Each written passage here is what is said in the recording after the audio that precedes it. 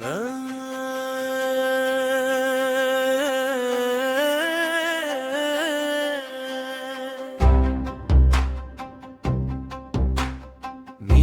கேளுங்கள் தரப்படும், மீண்டும் தட்டுங்கள் திறக்கப்படும், மீண்டும் தேடுங்கள் கிடைக்கும் என்றார் இயேசு.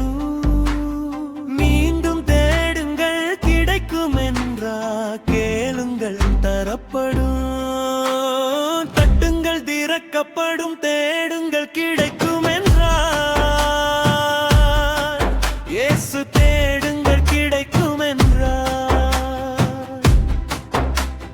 பெத்லகேம் நகரில் மட்டு தொழுவமதில் பிறந்தார் பரமபிதா. சூசை கன்னி மரியின் மடியில் தவழ்ந்தார் இயேசுபிதா. 6 வயதினில் ஆரம்ப பள்ளியில் கல்வி பயின்றாரே. ஆகமங்கள் 50 தீர உணர்ந்தார். இயற்கை உலகமே தூய்மையாதென இயேசு நினைத்தாரே. எல்லா உயிர்களும் தன் உயிர் எனவே பேசி மகிழ்ந்தாரே. கேளுங்கள் தரப்படும், தட்டுங்கள் திறக்கப்படும், தேடுங்கள் கிடைக்கும் என்றார் இயேசு. தேடுங்கள் கிடைக்கும் என்றார். ஜெருசலேம் நகரில் பஸ்கா பண்டிகைக்கு பரமர் போனாரே.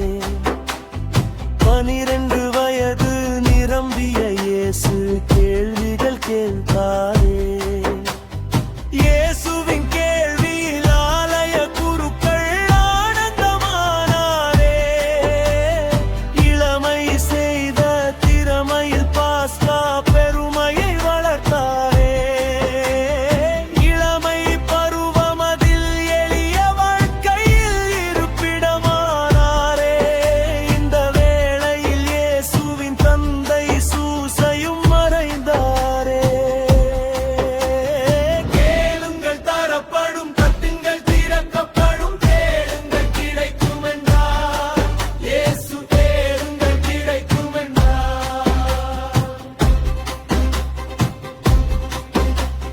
தந்தையார் செய்த தச்சு தொழிலையே தனயனும் செய்தாரே. தங்க உழவர்கள் உழுதிட கலப்பைகள் செய்து கொடுத்தாரே. தங்க உழவர்கள் உழுதிட கலப்பைகள் செய்து கொடுத்தாரே.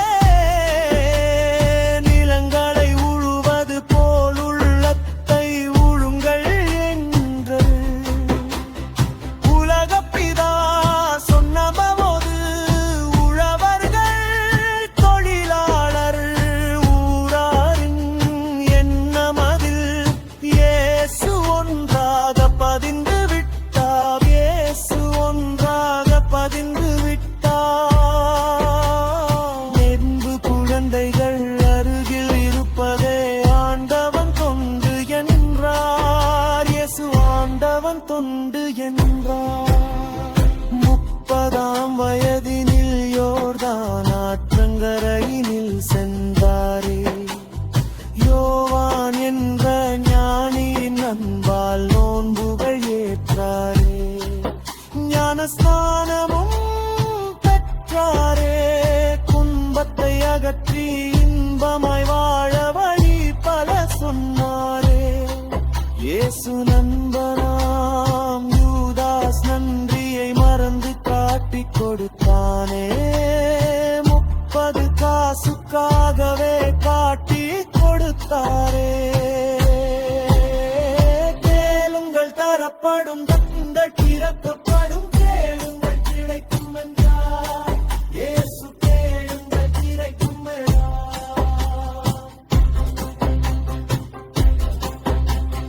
ஜனகரீம் என்ற நீதிமன்றத்தில் இயேசு நின்றாரே. தெய்வ நிந்தனை செய்பவர் என்ற பழியை சுமந்தாரே. சிகப்பு அங்கியால் இயேசுவை மூடி சவுக்கா